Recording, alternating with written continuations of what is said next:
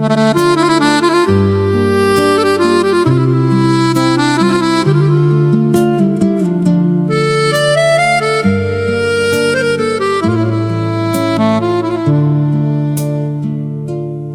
polici stoji jedan stari radio,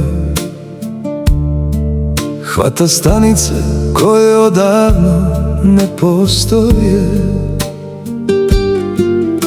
Škripi kad ga pojačaš malo jače, kao da pamti više nego što bi smeo.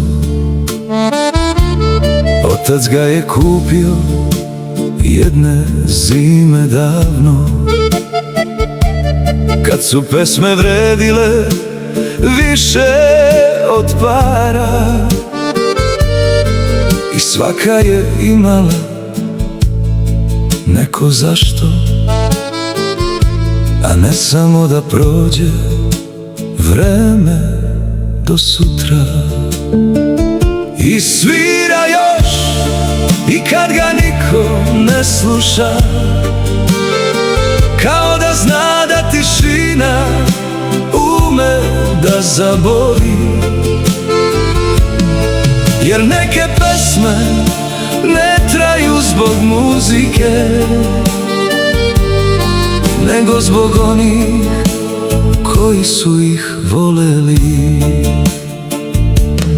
Uveče ga pustim, tek da nešto šumi, da ne čujem kako dan polako prolazi.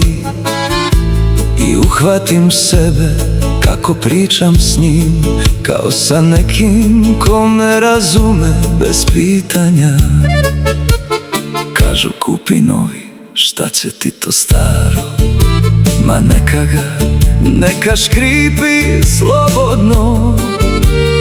Nije stvar u zvuku, nego u tome što me vraća tamo gde sam bio svoj. I svira još i kad ga niko ne sluša, kao da zna da tišina ume da zaboli. Jer neke pesme ne traju zbog muzike,